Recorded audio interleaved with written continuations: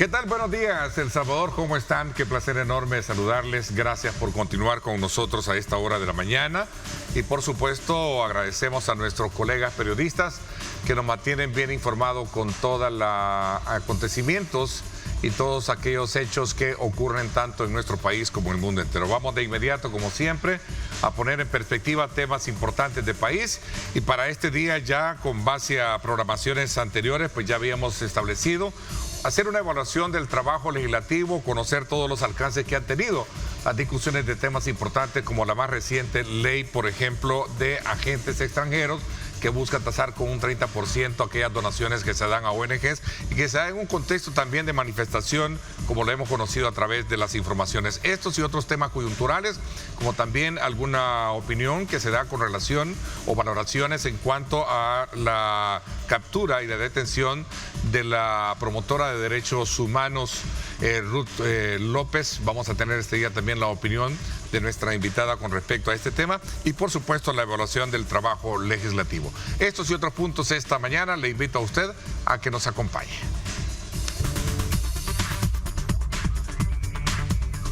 La actual Asamblea Legislativa de El Salvador cumple su primer año en funciones. Dicha asamblea ha sido objeto de críticas y temas de controversia. Esta asamblea inició con la reducción del número de diputados pasando de 84 a 60.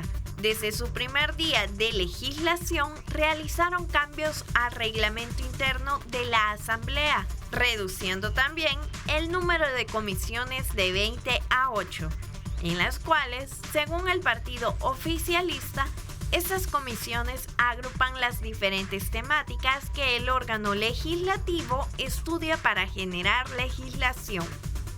En esta legislatura, hasta abril de este año, se han aprobado 293 decretos, de los cuales 118 han sido dispensas de trámite. Este procedimiento de creaciones de ley ha llevado a que organizaciones y centros jurídicos denuncien la falta de discusión pública y el uso frecuente de sesiones express sin debate plural, donde se abusa de las dispensas de trámite. Otro punto de discusión es el proyecto de ley de agentes extranjeros, que propone un impuesto de un 30% sobre las donaciones que reciban las organizaciones no gubernamentales. Dicha ley se está a la espera de ser discutida en pleno legislativo. Esos temas serán discutidos con nuestra invitada en Diálogo 21, informó Evelyn Granados.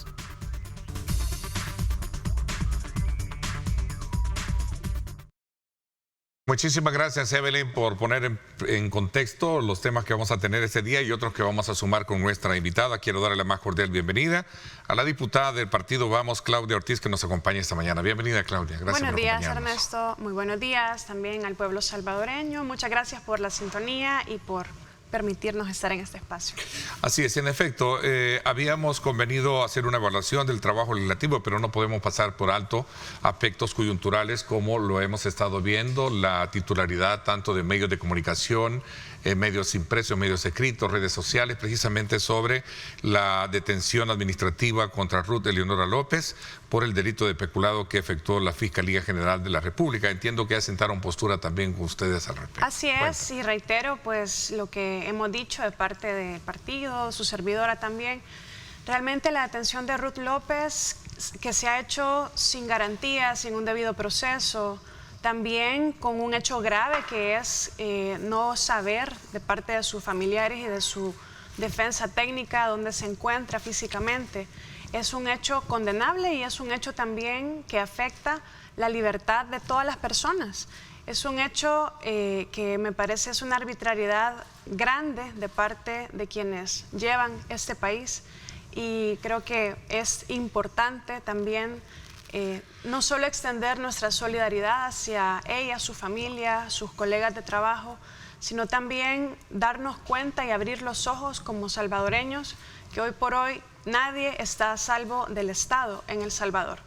Así como estamos hablando por Ruth, también hemos hablado por los líderes de la cooperativa El Bosque, que la semana pasada también fueron víctimas de represión en su derecho legítimo de manifestación pacífica, y donde vimos también la captura arbitraria sin debido proceso, sin ninguna garantía, sin ningún tipo de digamos, procedimiento mínimo, ¿verdad?, que les garantice su derecho de defensa. A varios de estos líderes permanecen en detención. Actualmente el abogado también, Alejandro, y uno de los líderes de esta cooperativa, don José Ángel. Y así también como hemos alzado la voz por todas las personas que están sin un debido proceso, siendo inocentes, que permanecen detenidas, muchas de ellas desde hace 3 años en el régimen de excepción. Creo que esto es un tema para el país fundamental, y lo que podemos observar con los eventos que han trascendido ayer, pero también con los que han trascendido en las últimas semanas, hay un patrón sistemático en las últimas semanas de detenciones arbitrarias sin debido proceso, y también donde uno de los factores en común es que se están levantando causas penales contra abogados, defensores de derechos humanos y denunciantes de corrupción, y por ello también es un llamado a la población salvadoreña y a la comunidad internacional que hay que tomar acciones respecto de estos hechos. Bueno, no podíamos pasar por alto conocer tu opinión con relación a esta situación. Vamos a estar, como lo están los medios de comunicación, los noticieros, muy a la expectativa de saber cuál es el curso de las investigaciones y las formaciones y la información que se logre recabar en cuanto a esta situación para darle seguimiento. Bueno, entramos un poquito más ya a hacer, digamos, énfasis del trabajo evaluativo, y particularmente porque recién, y un poco tú mencionabas que el factor detonante que llevó a la Asamblea Legislativa a presentar nuevamente la discusión para la creación de una ley de agentes extranjeros. Cuéntanos un poquito tu opinión, y como partido y como diputada, frente a esta iniciativa que busca tasar con el 30% de donaciones a aquellas ONGs que reciban dinero del extranjero. A mí me parece también un intento burdo de desviar la atención de hechos que merecen la rendición de cuentas por parte de los actores del Ejecutivo y de quienes gobiernan nuestro país, ¿verdad? Parece que de la guerra contra las pandillas pasamos a la guerra contra la corrupción, a la guerra contra las ONGs, a la guerra contra qué va a ser después, la guerra contra los pobres, la guerra contra la ciudadanía. Hoy por hoy no se conoce el texto de dicha ley, y por lo tanto no te puedo dar una opinión concreta de algo que todavía no es de conocimiento público de manera formal. Veremos qué tal hoy en la Asamblea Legislativa, si se introduce el proyecto de ley, podremos ver detalles en ese sentido, pero la gran pregunta acá es ¿qué tiene que ver ley de agentes extranjeros con que la policía militar haya amedrentado y reprimido ciudadanos, campesinos, organizados y sus familias? ¿Qué tiene que ver con que se les haya reprimido y se les haya coartado violentamente su derecho a la manifestación pacífica y su derecho a la libre expresión? Por eso ayer presenté en la Asamblea Legislativa una propuesta que consiste en crear un nuevo delito, un delito que consista en que cualquier agente de autoridad, cualquier funcionario público o servidor público que ordene, autorice o ejecute una orden de reprimir violentamente o con una fuerza desproporcionada o con un despliegue de fuerza desproporcionada los derechos de libre manifestación pacífica, libertad de expresión, libertad de reunión, tenga que ser sancionado con prisión de 3 a 6 años. Y con agravantes si se hace en contra de niños, personas adultas mayores, personas con discapacidad, con armas o explosivos o con productos químicos, o también con el hecho de que sea un patrón sistemático. Y aquí estamos viendo un patrón sistemático también de represión de la ciudadanía. Hoy la gente percibe, gracias al abuso que se ha hecho del régimen de excepción, a la concentración de poder que hay y a la falta de instancias para la defensa de los derechos de las personas, la gente tiene temor de manifestarse. Y esto tiene que ser al revés. La gente tiene que sentirse libre y tranquila de poder expresar su preocupación, sus demandas, sus necesidades sin temor a que nadie les amedrente ni les meta en la cárcel por eso. Los que deberían sentir vergüenza, temor, es los que están violentando esos derechos fundamentales que nuestra Constitución protege. Claudia, aquí voy a recoger dos opiniones o dos versiones de este acontecimiento que tú muy bien sitúas y que lleva a, digamos, a colocar en el debate una reforma o verdad que se tipifique de delito el hecho de poder opacar o intervenir marchas pacíficas, ¿no? Claro. Como tú bien lo sitúas. Algunos sostienen de que hubo una intervención en esta parte del Ejecutivo de un acontecimiento muy privado que está en proceso judicial, en la cual pues no tenía mucho, pero sin embargo pues la actuación de poder de alguna manera resolverles a partir de la captación de cierto dinero, que podría ser ese fondo del 30%, es una actitud positiva para uno, mientras que los otros cuestionan el hecho de un proceso de captura de gente que, según la versión otra, estaba siendo manipulada precisamente por organizaciones no gubernamentales. ¿Qué piensas al respecto? Neto, una cosa no tiene nada que ver con la otra. Cuéntame por qué. Es un hecho que ha sido registrado en video, como estas personas estaban ejerciendo su derecho de libertad de manifestación pacífica, su derecho de reunión, su derecho de libertad de expresión, que están establecidos en los artículos 6 y 7 de nuestra Constitución y en tratados internacionales de los cuales El Salvador es parte. Entonces, no tiene nada que ver toda la historia que se contó después para justificar este grave hecho con el hecho real y registrado en video. Ok, pero me corresponde colocar los dos escenarios para analizarlo, obviamente. Te corresponde, ¿no? y a mí me corresponde también poner los puntos sobre las IES. Todos vimos cómo la policía militar estaba amedrentando, estaba coaccionando, estaba intimidando a estas personas. Y todos vimos también cómo la policía sustrajo a las personas ilegalmente también de esa manifestación y se los llevaron presos, ¿verdad? Sin ningún acceso al derecho de defensa. ¿Y sabes qué es lo grave acá? Que el régimen de excepción se está empezando a aplicar, sino es que ya se está aplicando desde antes y han sido casos que no hemos conocido. El régimen de excepción se está empezando a aplicar a personas que no tienen nada que ver con grupos criminales. El régimen de excepción se está empezando a aplicar y se ha aplicado desde hace mucho tiempo por otros casos que hemos visto a defensores de derechos humanos, a defensores ambientalistas, a líderes comunitarios, incluso periodistas.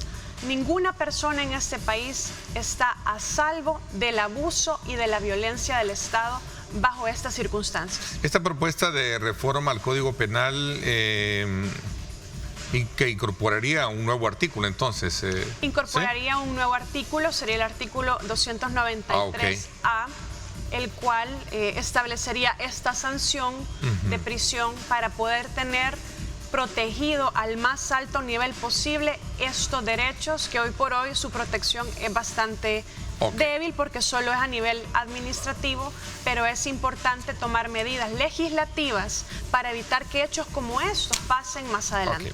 Trabajo legislativo, vamos a, desde luego, a darle continuidad a lo que desde la semana pasada hemos venido planificando, hacer una evaluación a un año del ejercicio que tiene de cumplimiento la legislatura. Lo hemos estado haciendo con los gobiernos municipales, hoy queremos verlo desde la perspectiva de Vamos. Ahora que ya hicimos un abordaje de los temas de actualidad, pasamos a hacer una evaluación del trabajo legislativo. De acuerdo. Vamos a la pausa, regresamos 7:17. Gracias por estar con nosotros.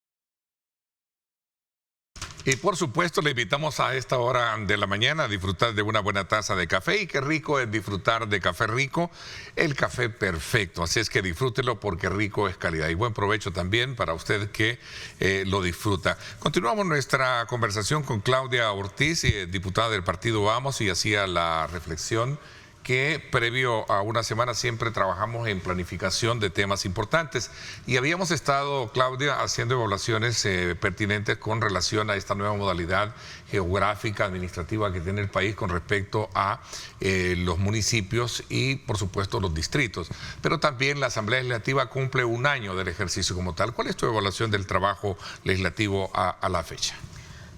La Asamblea Legislativa ha profundizado su acción de ser un instrumento de las decisiones del Ejecutivo. Y es una Asamblea Legislativa que no escucha, que no dialoga y que no resuelve, que no discute y que es el principal factor de inseguridad jurídica en este país. Además, es una Asamblea Legislativa que, a diferencia de lo que se decía, trabaja menos que antes. Las comisiones, la mayoría que se convocan para la semana se suspenden y hay muy poca o nula discusión real, ¿verdad?, de los proyectos de ley que pasan a comisiones. Hay simplemente alabanzas a los funcionarios que llegan a exponer escuetamente sus proyectos de ley, no los defienden adecuadamente, no hay un sustento técnico sólido y además no hay espacio, o hay mucho menos o casi ningún espacio para la participación de la ciudadanía y de los sectores que puedan estar interesados en decir algo sobre diferentes iniciativas que pasan a comisión cuando pasan a comisión. No se ha logrado superar la parte que tiene que ver con el debate y la sustancia y la generación precisamente de la dirimisión de aspectos que tienen que ver una discusión de una ley como tal. Es que nunca se ha hecho realmente. En este nuevo... Y anteriormente tampoco. Lo que sí puedo decirles es el trabajo que ha hecho su servidora y las propuestas que he presentado, estando siempre del lado de la ciudadanía, del lado del pueblo, defendiendo a la gente y defendiendo las necesidades de la población salvadoreña en lo económico, en lo social, en lo jurídico, en lo ambiental. ¿Y qué impacto ha tenido, qué eco ha tenido todo tu...? Déjame comentarte un poco cuáles han sido los temas más importantes en los que hemos presentado propuestas en este último año. En el tema de transparencia, por ejemplo, presentamos una reforma al reglamento de la Asamblea Legislativa para que todas las resoluciones o las actas de junta directiva fueran información pública oficiosa. Así no pueden tener el pretexto los diputados de decir que no existen las actas y las resoluciones de las decisiones que ellos toman sobre la Asamblea Legislativa, por ejemplo, sobre presupuesto, viajes y contrataciones y otros temas. También hemos presentado propuestas para proteger a las comunidades que puedan ser abusadas de proyectos ambientales donde les dicen que van a hacer una consulta pública, pero no les dan la información suficiente para tener su consentimiento o para tener su opinión sobre un proyecto que puede afectar sus derechos ambientales. Presentamos también la solicitud de pedir un informe al Ejecutivo, específicamente al ramo de trabajo, en agosto del 2024, para que se diera una explicación de por qué en la fecha que tocaba revisar el salario mínimo no se inició oportunamente la revisión del salario mínimo. También presentamos propuestas para que se actualicen los montos de los aguinaldos, ya que hay que actualizarlo desde hace 13 años que no se hace, pues hay que actualizarlo a las condiciones socioeconómicas actuales. Y también en las áreas sociales hemos presentado importantes propuestas.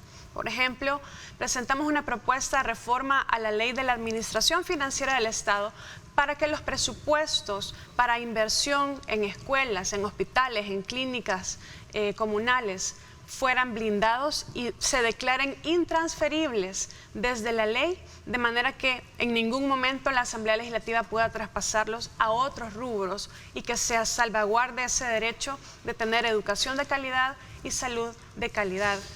Y así pues otras propuestas como por ejemplo que se derogue la ley de minería, otras propuestas como por ejemplo que las trabajadoras de Maquila estén protegidas del cierre de las empresas que les han empleado por años y les dejan en el aire, y también hemos acompañado a diversos sectores. Ok, no puedo pasar por alto preguntarte ¿qué piensas tú de esta modificación que tuvo el reglamento interno de la Asamblea Legislativa para que el proceso de votación a la que se someta el diputado sea o aprueba o no estar de acuerdo, pero no abstenerse? Mira, no es usual en países democráticos que esto sea de esta manera, pero el contexto en el que estamos, en El Salvador, es muy complejo ya estar en un intermedio de los temas, ¿verdad? Es muy complejo. Entonces yo creo que más allá de lo que los diputados que tienen la mayoría hagan, y si cambian la forma de votación o no va a cambiar sustancialmente, que ellos van a seguir solamente obedeciendo órdenes, y que tu servidora va a seguir teniendo posiciones bien definidas. Tú me decías, ¿qué piensas de que estas propuestas no han tenido? Si vota sí o no. Sí, yo creo que hay temas importantes como este que estábamos discutiendo al inicio, el tema del régimen de excepción, donde luego de 3 años, luego de los abusos que estamos viendo, luego de la información que ha trascendido a través de reportes del Faro, a través de también declaraciones públicas que ha emitido el Departamento de Justicia de Estados Unidos, de hechos públicos y notorios, ¿verdad? Como el hecho que cabecillas han estado detenidos en El Salvador y aparecen en México y son llevados a la justicia en Estados Unidos porque aquí en El Salvador aparentemente se les permitió salir del país ilegalmente. Ante eso no puedes tener una posición tibia, tienes que tener una posición clara, y nosotros lo hemos tenido desde el principio. Hemos estado rechazando esa manera de tratar de conseguir paz, entre comillas, y seguridad, entre comillas, sin respetar los derechos de todas las personas y sin lograr una justicia que realmente haga su trabajo de manera independiente. Ese debate es sustancial para toda democracia y no se logra, no hay, pero entiendo de que sí hay espacios para que ustedes puedan deliberar a la hora de hacer sus exposiciones cuando se les da la participación en pleno. Es lo mínimo, ¿no? Es lo mínimo. Es lo mínimo que deberían hacer. Pero estas propuestas que a la gente le interesan, la gente no quiere minería. La gente quiere que se vele por su ingreso.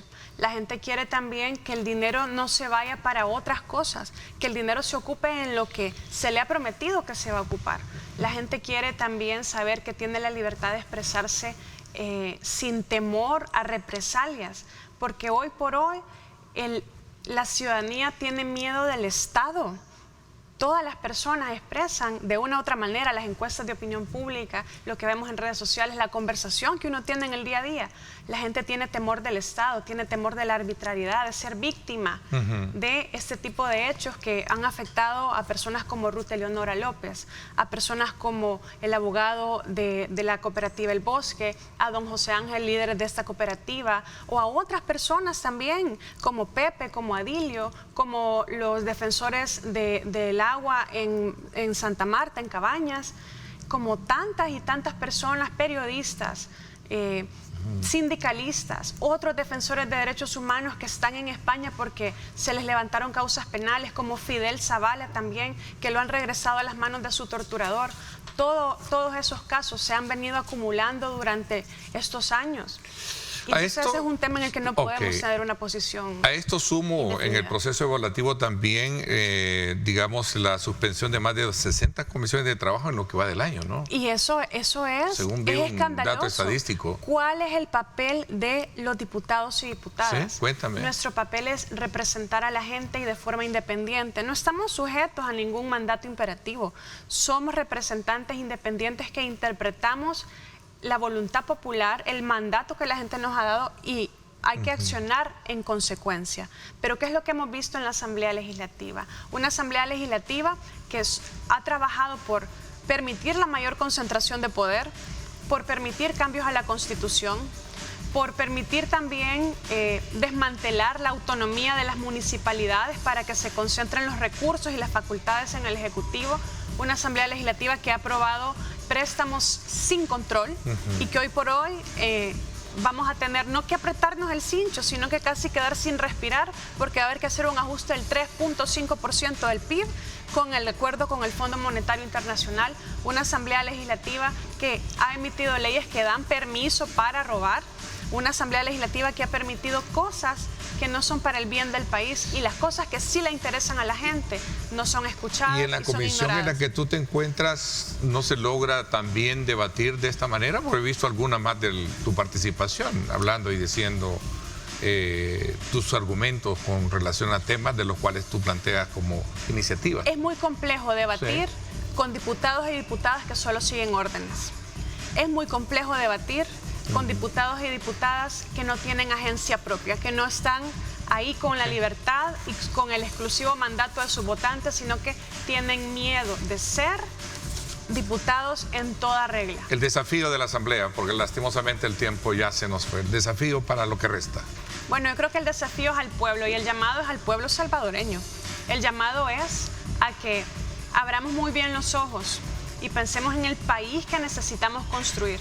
El país que necesitamos construir es donde los derechos se respeten, donde la justicia sea imparcial, donde no existan ciudadanos de primera categoría, de segunda y tercera categoría, donde su derecho de acceso al agua, donde su derecho a un ingreso digno, a la vivienda, sea respetado y se le asignen recursos, donde la educación y la salud pública sean finalmente de calidad. Eso lo podemos lograr, pero no con quienes están gobernando ahorita. Te agradezco muchísimo, Claudia, que nos hayas permitido cumplir el acometido de hacer una evaluación desde tu perspectiva. Se lo hemos dado a todos los partidos políticos, a otros que han aceptado la invitación para hacer esta evaluación del trabajo legislativo, un año, ¿verdad? Y por supuesto no pasar por alto los temas de actualidad. Gracias por habernos acompañado. Gracias, espero Ernesto, tenerte pronto acá con nosotros. Claro que sí. Nos vamos a la pausa y luego cuando regresemos vamos a hablar de un tema también muy interesante, cómo prevenir las estafas bancarias. Un tema muy interesante que vamos a hablar, quédese con nosotros.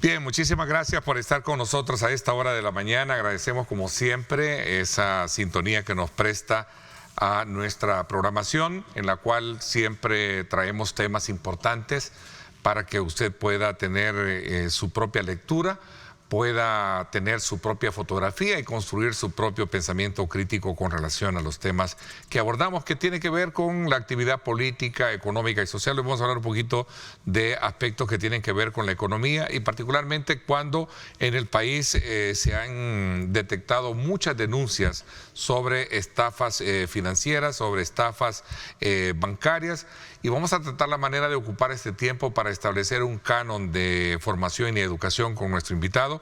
Quiero darle la más cordial bienvenida al licenciado Ricardo Romero. Él es jefe de Inclusión y Educación Financiera de la Superintendencia del Sistema Financiero. Bienvenido, gracias por acompañarnos. Buenos días, Ricardo. Ernesto. No, como siempre, un gusto poder estar aquí en este espacio para poder conversar de estos temas de interés, ¿verdad? Y también dar un poquito de esa educación financiera, que es importante estarla reforzando todos los días y pues que cada día aprendemos algo nuevo. ¿Por qué es importante? Antes de hablar del tema de qué es una estafa o cómo se identifica, ¿por qué es importante, interesarnos en educarnos un poco con el tema financiero? Claro. ¿Por qué es importante? Creo que aquí es importante primero saber de que en todo aspecto de nuestra vida el dinero está involucrado, ¿verdad? Para todo. Todos los días nosotros ocupamos dinero. Entonces, si el dinero es tan importante, nosotros tenemos que saber cómo manejarlo. Y para eso es también que nosotros vayamos teniendo ese poco de educación. Y la educación no es más que tener esos conocimientos, ¿verdad? Y esas habilidades y comportamientos de cómo manejar el dinero. Entonces, si nosotros ya sabemos que todos los días tenemos que realizar pagos, que tenemos que comprar cuando vamos a comer, que tenemos que pagar colegios, que tenemos que pagar los servicios básicos, pues también es importante que nosotros vayamos viendo todos esos medios de pago que nosotros tenemos para que nosotros veamos cómo ocupar el dinero. Y aquí ya entran los temas de educación financiera, como por ejemplo es importante establecer de entrada un presupuesto. Y aquí esto es tan sencillo como saber cuántos son mis ingresos que yo tengo todos los meses, cuántos son mis gastos que yo tengo, mis consumos, mis compromisos financieros y cuánto es el ahorro que yo quiero tener. Si nosotros tenemos ya este primer componente como el presupuesto, de ahí es nuestro primer paso, ¿verdad? Que nosotros vayamos teniendo nuestro presupuesto. Después ya con esto nosotros podemos ir estableciendo metas y objetivos. Una meta donde nosotros podemos decir, quiero, por ejemplo, si voy a comprar una vivienda y necesito dar una prima. Entonces, ¿cuánto es la prima que yo tengo que dar? Si yo voy a cambiar de vehículo, ¿cuánto es esta prima que voy a tener? Si yo quiero comprarme un teléfono nuevo, ¿cuánto vale este teléfono y cuánto yo tengo que ahorrar? Y aquí nosotros cuando tenemos las metas, les ponemos un objetivo en tiempo y en dinero. Y ya con esto nosotros vamos terminando el complemento de que ya tenemos nuestro presupuesto y establecemos objetivos. Y ahora ya nosotros vamos viendo cómo lo vamos a hacer. Y aquí ya tenemos diferentes formas de cómo nosotros poder lograr nuestras metas y objetivos. Lo podemos hacer a través del ahorro, ¿verdad?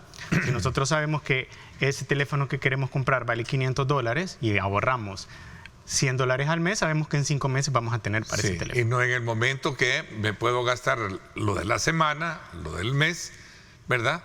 Por quererlo tener en ese momento. Exacto. Ahí vienen ya diferentes son temas. Patrones, para verlo de una manera muy práctica, son patrones muy de arraigo que debe de tener uno para poder contenerse, ¿verdad? A la hora de poder saber que el tener un dinero en su bolsillo o en la mano no implica gastarlo por gastarlo, sino planificarlo como bien lo estás citando. En eso consiste. Lo importante es que manera muy si yo ya tengo saber un objetivo, cuánto gano, cuánto exacto, tengo y cuánto puedo gastar y en cuánto puedo destinar para mi gusto que me quiero dar, ¿no? Y al final no es tanto el sacrificio de decir ya no voy a ocupar este dinero, sino que yo ya tengo esta meta y sé que lo que me estoy ahora dejando de comprar, dejando de gastar, es por ese objetivo que estoy buscando.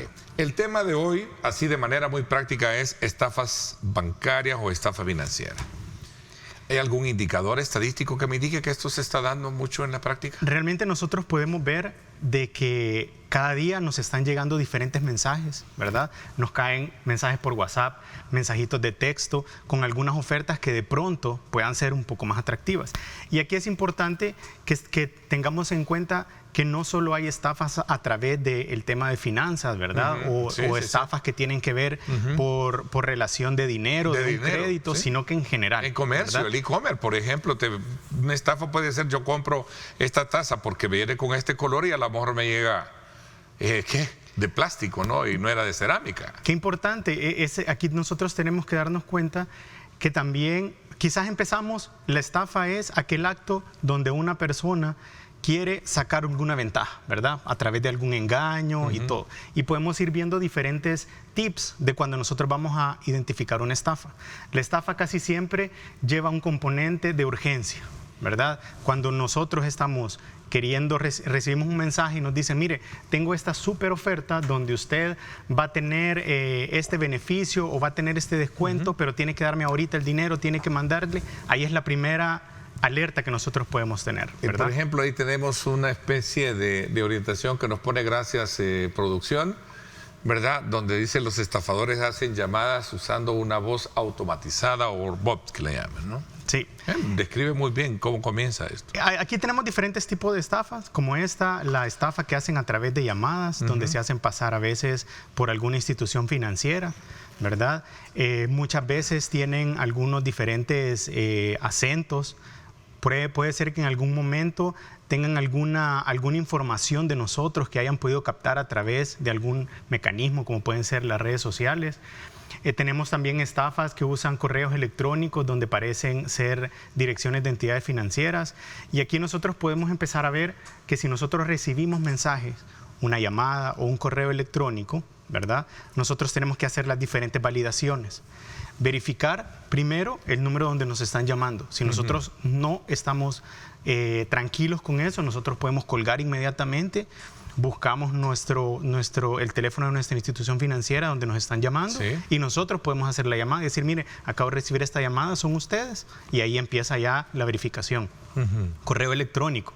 Revisar bien el correo electrónico. Muchas veces los administradores de correos electrónicos, ¿verdad? Las diferentes marcas que cada uno puede ocupar, a veces el correo a primera vista no se ve completo, ¿verdad? Hay que darle clic, hay que o tap en el teléfono y ver cuál es la dirección de correo completa que tiene ese correo que estamos recibiendo. Y si tenemos dudas, lo mismo, hablar nuevamente a la institución financiera. Vamos a ver, quiero ir de manera muy puntual para sacar la mejor, digamos, el mejor del provecho a esta conversación. Estadísticamente, entonces, sí, hay un síntoma de ocupación de parte de las autoridades para determinar que sí se está generando mucho este tipo de actividad ilícita, conocida como estafa. Sí, sabemos no que necesariamente bancaria, no necesariamente, de varias modalidades. Sí. Siempre que hay algunos diferentes, cada vez van surgiendo estafas distintas, ¿verdad? Nosotros podemos ver de que cuando viene la época de vacaciones, aparecen esos anuncios de paquetes vacacionales. Paquetes vacacionales, ¿verdad? Sí. Entonces, se incrementa esa parte. Si de repente estamos en Navidad, ¿verdad? En esa época de fin de año donde ya viene también el aguinaldo, además de vacaciones, vienen de productos nuevos, ¿verdad? Compra estos electrodomésticos, compra la nueva consola de video, y entonces las estafas van adecuándose a estas modalidades. Ahora podemos hablar también de estas componentes de inteligencia artificial donde van simulando voces, imágenes, ¿verdad? Hemos visto productos. Y entonces ahí podemos ir viendo que las estafas siempre han existido.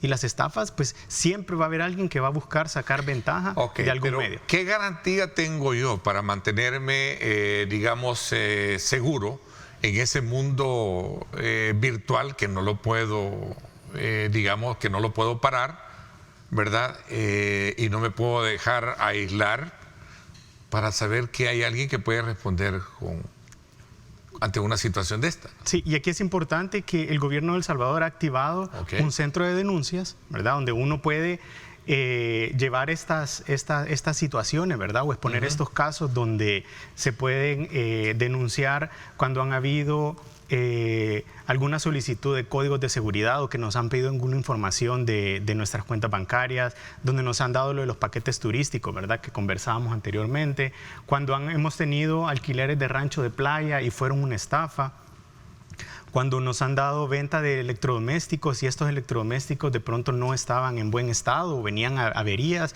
o no era lo que nos prometieron, cuando también nos han pedido depósito de dinero por algún premio que nosotros nos hemos supuestamente ganado y no ha sido de esa forma.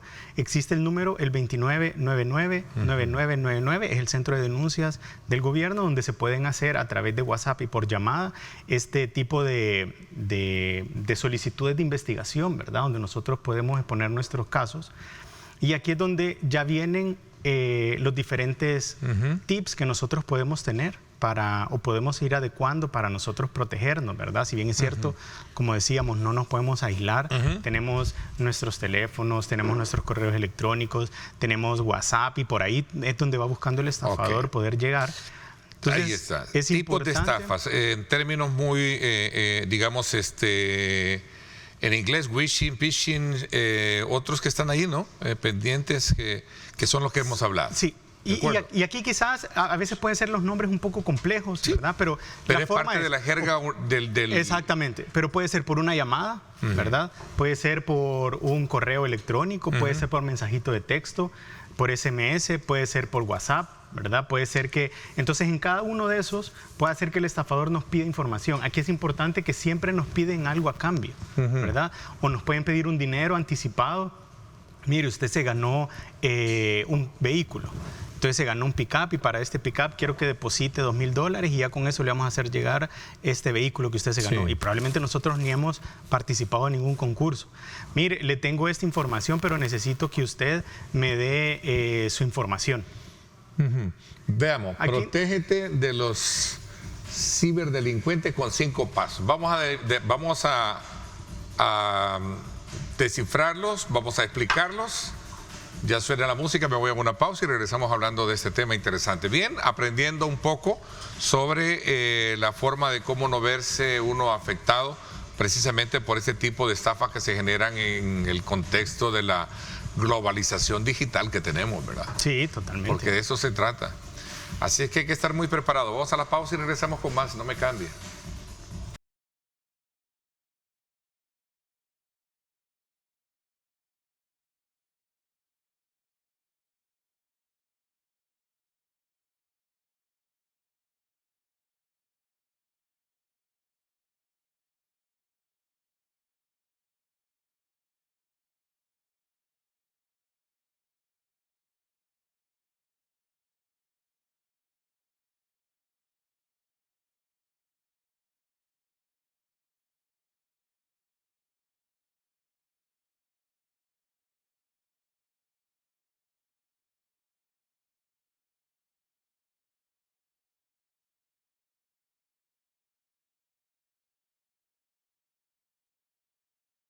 Bueno, gracias nuevamente por estar con nosotros. Bueno, teníamos ahí ciertos pasos, pero también hay otros que se pueden complementar también para la prevención, ¿no? Sí. Veamos los que teníamos ahí, luego entramos a los siguientes. Producción, que nos coloquen en pantalla protégete de los ciberdelincuentes con 5 pasos. ¿Sí? Aquí estamos totalmente en el contexto de estamos en nuestro equipo informático, ¿verdad? En nuestra computadora. Entonces, primero, usar un antivirus que proteja nuestro equipo. Segundo paso, vamos a ver si lo tenemos. Ahí está. Ahí está. Tener actualizados los sistemas operativos en nuestros dispositivos. Aquí es muy relevante que nosotros tengamos al día nuestro teléfono, que estemos validando, que también las aplicaciones que ocupamos para nuestros bancos estén actualizadas.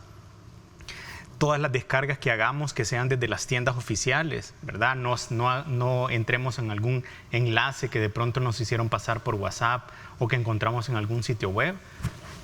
Y aquí, pues navegar en los sitios oficiales, ¿verdad?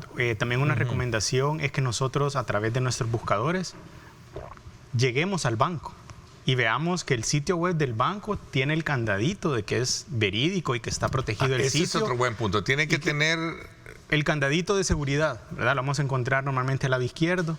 Entonces nosotros tenemos que estar viendo que donde nosotros estamos ingresando y estamos navegando sea el sitio oficial del banco, ¿verdad? Si estamos hablando en este caso de instituciones financieras.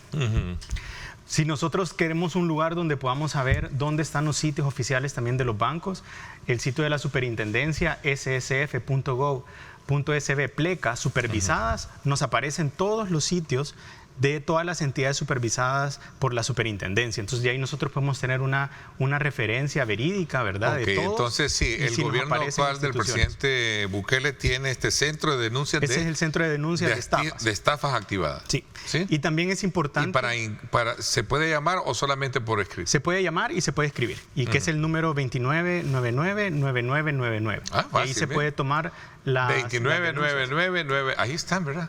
Sí. Bueno, para cualquier denuncia de estafa. Para cualquier denuncia de cualquier tipo, como hablábamos anteriormente, por cobros que nos hagan hecho por un crédito, que a veces ofrecen un crédito y nos dicen, mire, le voy a dar un crédito de $2,000, pero deposite 1,000, ¿verdad? Entonces, ahí también nosotros tenemos que ver esas alertas, donde si nosotros estamos pidiendo un crédito, por lógica ¿por qué voy a dar un anticipo? Sí, o sea, ¿verdad? Hay lógica que no.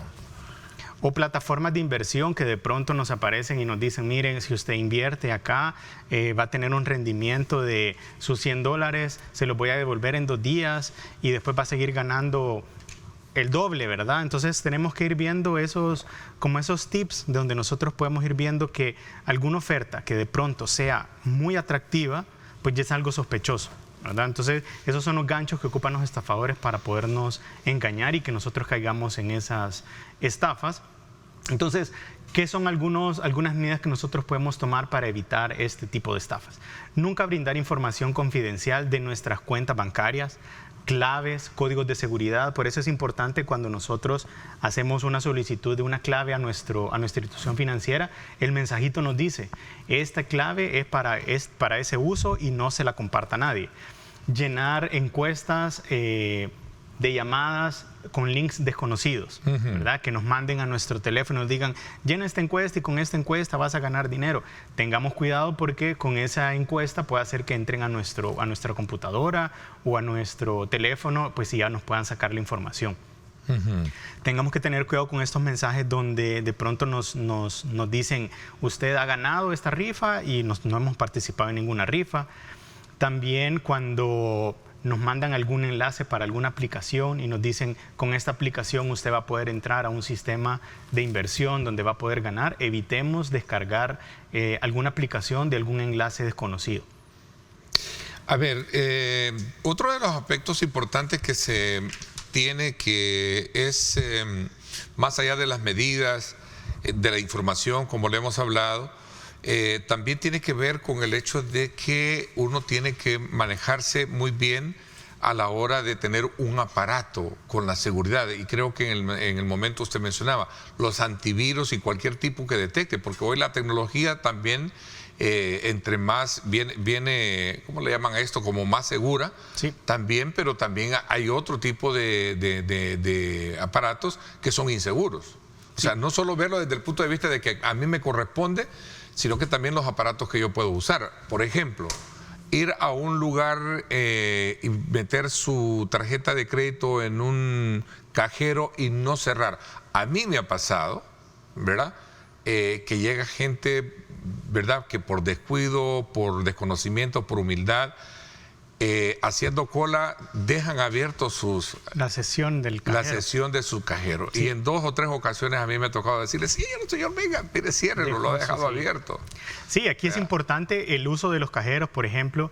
Nosotros también sabemos de que hay cajeros en todo el país, ¿verdad? Entonces, si nosotros pues sabemos que el cajero está dentro de una institución financiera, pues el cajero va a estar más protegido, ¿verdad? Pero siempre es importante ver la estructura del cajero, cómo está, que el cajero pues no tenga nada por encima. Son medidas que podemos ir nosotros viendo para también nosotros cuidar esa seguridad. Cerrar nuestra sesión cuando vamos a terminar de hacer la transacción, ver que aparezca otra vez la pantalla donde ya fue la pantalla de inicio que tenía el cajero, y pues obviamente también tener esa seguridad de también otro tema, cuando vamos a ocupar nuestra tarjeta de crédito, vamos a ocuparla a través de un POS.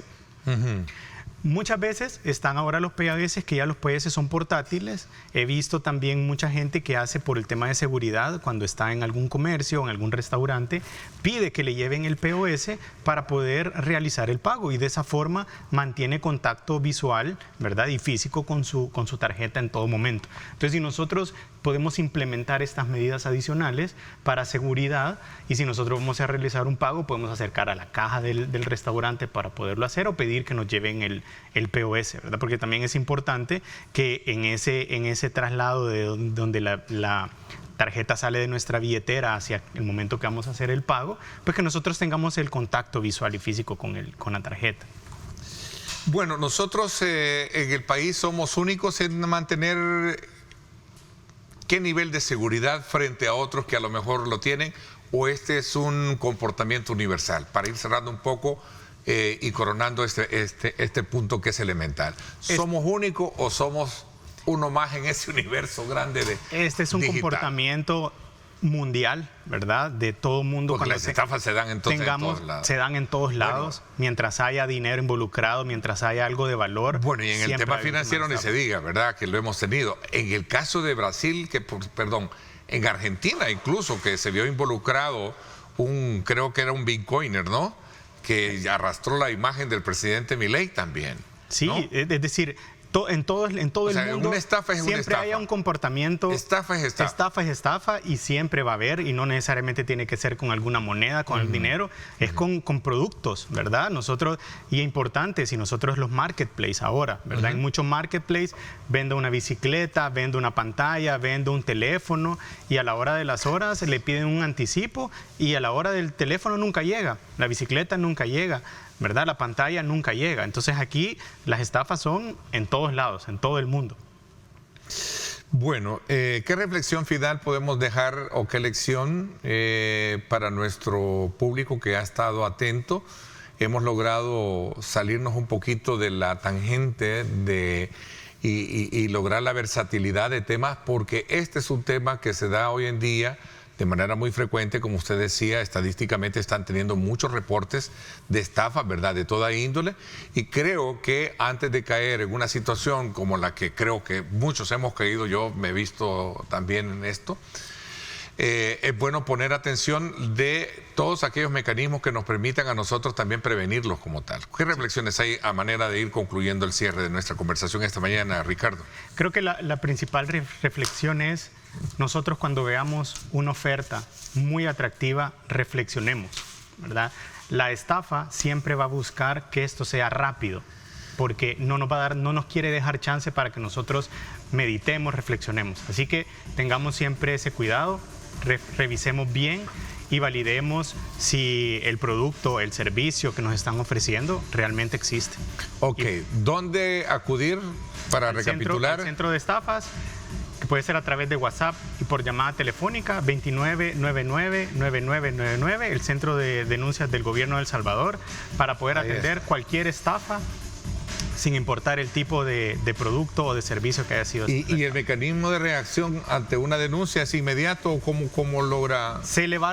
Nos piden nuestra identificación, Sí. nuestro DUI, que demos las pruebas de la estafa, mensajes que hemos tenido con el. Si es de con la alguna persona. empresa de acá local, inmediatamente se interviene. Lleva un proceso. Lleva un ¿verdad? proceso. Ellos hacen un caso, ¿verdad? Este centro hace un caso y nos dicen, nos van indicando cómo va el proceso. Obviamente hay una etapa de investigación, ¿verdad? Y ya si el caso es necesario, pues ya ellos lo van a tramitar con la Fiscalía de la República.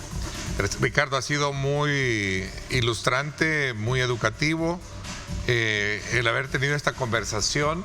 Vamos a tratar la manera de tenerlo más continuamente, Con gusto. ¿verdad? Porque creo que estamos todos susceptibles, ¿verdad? En este mundo, en este universo digital, ¿verdad? Y podemos caer en más de alguna. Gracias por habernos acompañado. Con todo el gusto. Buenos Gracias, días. Ricardo. Te agradezco muchísimo. Gracias. Era Ricardo Romero, jefe de Inclusión y Educación Financiera de la Superintendencia del Sistema Financiero del Gobierno del presidente Nayib Bukele. Vamos a la pausa. Perdón, ya despidiéndonos porque viene arriba mi gente y por supuesto también cargado de mucha energía para que usted pase una entretenida mañana. Por mi parte, esto es todo por hoy. Pásenla bien y como siempre recuerden lo más importante, amar a Dios sobre todas las cosas.